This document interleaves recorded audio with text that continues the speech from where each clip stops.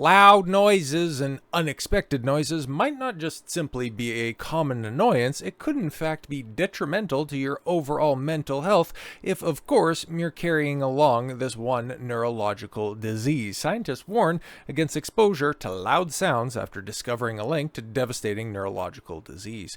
Being exposed to loud noises for just an hour a day could worsen signs of Parkinson's disease. Wow, interesting. Researchers in China looked at mice that were modified to be in the early stages of Parkinson's, a progressive neurological disorder caused by the death of nerve cells in the brain that produce dopamine. Suffered by about 1 million Americans, the lack of dopamine leads to tremors, balance issues, stiffness, and trouble speaking, all of which worsen over time. Yes, of course, to me, the first two people that comes to mind are, of course, Michael J. Fox, and then, of course, the late, great Muhammad Ali. Those are your test cases right there, just to show you just how bad and how serious this disease can get.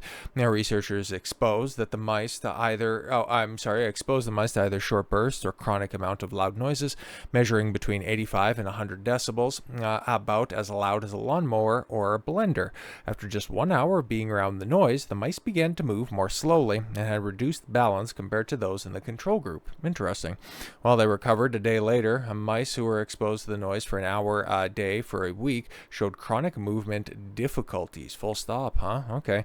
Additionally, the team found the brain's inferior colocus, which processes sound. Colloculus, there we go, inner ear stuff, is connected to the substantia nigra pars compacta, a dopamine producing area that becomes severely damaged in Parkinson's. I nailed all of those enunciations, don't even worry about it. Chronically activating the inferior colloculus, they noted, mimicked the effect of loud noises in mice with Parkinson's by killing cells that produce dopamine. The study's authors wrote that the findings highlight potential role of environmental factors in exacerbating Parkinson's disease pathogenesis. The Parkinson's Foundation estimates 1.2 million Americans will be diagnosed with Parkinson's by 2030. Jeez. And 90,000 are struck by the disease every year. That's roughly 35,000 deaths annually. This is, yes, a 50% increase from the previously estimated rate of 60,000. A decade ago, the foundation estimates.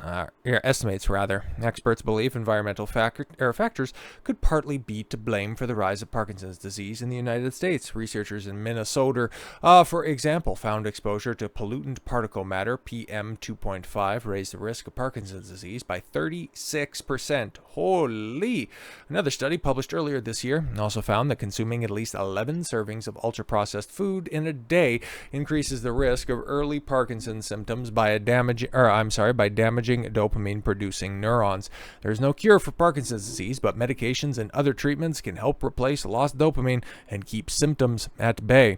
The most common, levodopa, crosses the blood-brain barrier to convert itself into dopamine, controlling balance issues and tremors. A new study published Tuesday in the journal PLOS Biology looked at mice who were placed in soundproof chambers, with noise coming out of speakers above the cages. And as we just learned, the ones that are subjected to an hour a day, they can go ahead and they can recover, by this time tomorrow. But if they're subjected to stuff like this over a long enough period of time, that's going to end up negatively affecting their disease. And honestly, if we can extrapolate that out to human beings, that is one thing that we can possibly use as a means to further research exactly the effects that Parkinson's disease has on the body, and then also try to ease these people's suffering, because god damn it, man, this shit looks really tough on the body. Okay, so anything we can do to ease this process and potentially find a cure, I'm all for it. So with all that said, thank you all very much for the gift of your time. I've been Don Consuelo. I want you to follow your gut and get after it. Take care, everyone.